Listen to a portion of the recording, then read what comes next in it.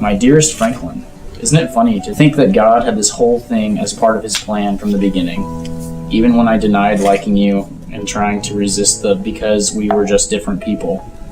The Lord knew it would work out all in his own timing, and I'm thankful for his provision because I didn't think I could have picked out a better person to go through life with. You're my best friend, who gets me more than anyone else, who encourages me when I am filled with self-doubt, and who makes me laugh when I want to cry.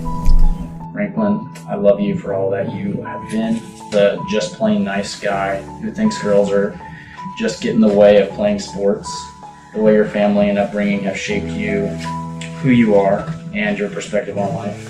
Franklin, I love you for all that you are, the desire you have to serve the Lord in your profession, the way you can be so goofy and fun, and then so vulnerable in the same conversation.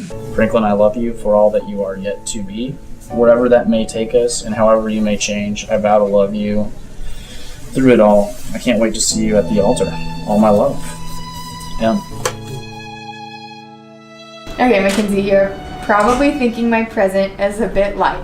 I did want my presents to be your present, but I realized that wasn't a good idea.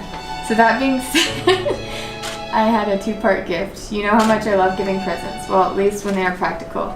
I love giving them. Being married will be great, getting lots of chances to explore the city together, including coffee shops. But there will be times where you will want the feeling of hanging out at a coffee shop while driving to work or trolling around Dallas. You are in luck.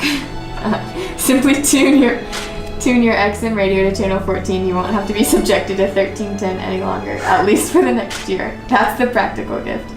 Secondly, I wanted to give you a small token to show you that you have meant the world to me for the past 4, almost 5 years.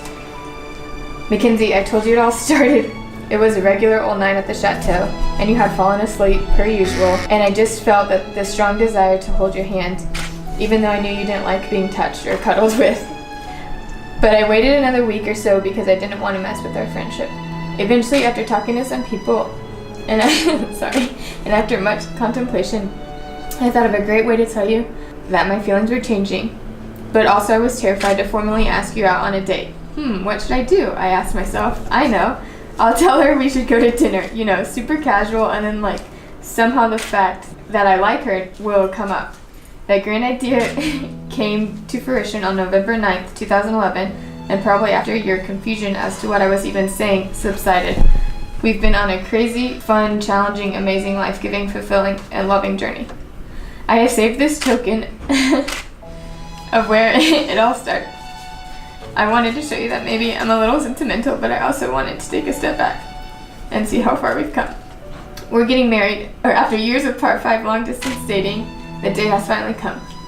For me to be united to my best friend and better half permanently. I love you more than words can express and can't wait to spend the rest of my life with you. Love, Franklin. That's sweet. I am good, I am grounded. Davy says that I look taller, but I can't get my head around it. I keep feeling smaller and smaller. I need my girl.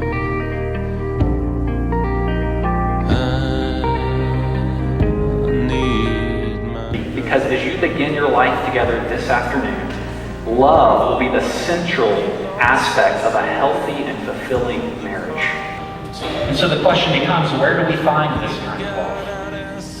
And isn't it interesting in this passage that Paul is not giving commands?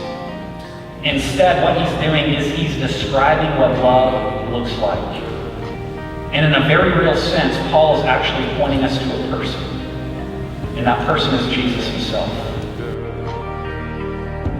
I'm under the gun again. I know I was a 45% of them. I know I was a lot of things, but I am good, I am grounded. David says that I look taller, but I can't get my head around it. I keep feeling small and small.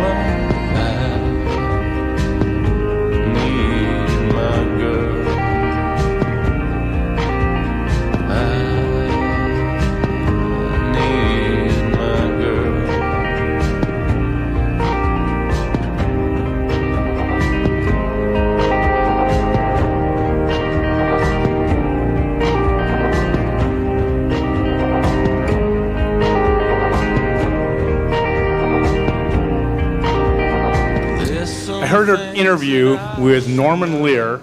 He's 93 years old, and when asked what his advice was, he had 2 words. The words were done and next. A little confusing, but as he explained it, when something is done, it's done. In other words, don't hang on, don't obsess, and don't worry.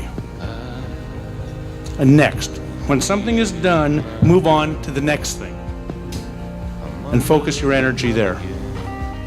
Thought about Mackenzie and Franklin and the great adventure they're jumping off to. And although I'm not really a big kind of give advice kind of guy, I think I'll take the opportunity to pass those thoughts along to Mackenzie and Franklin as they transition into the next phase of their life. Done and next. And I just think those are kind of important things to think about. It kind of struck me.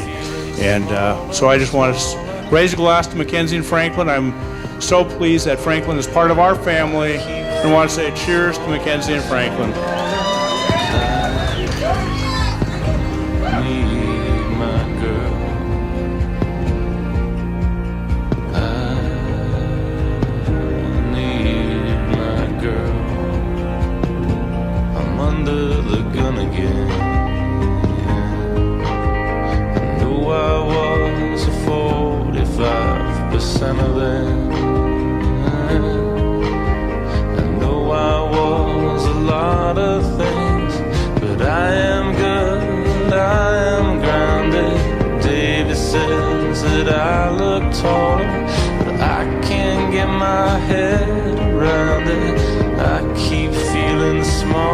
Small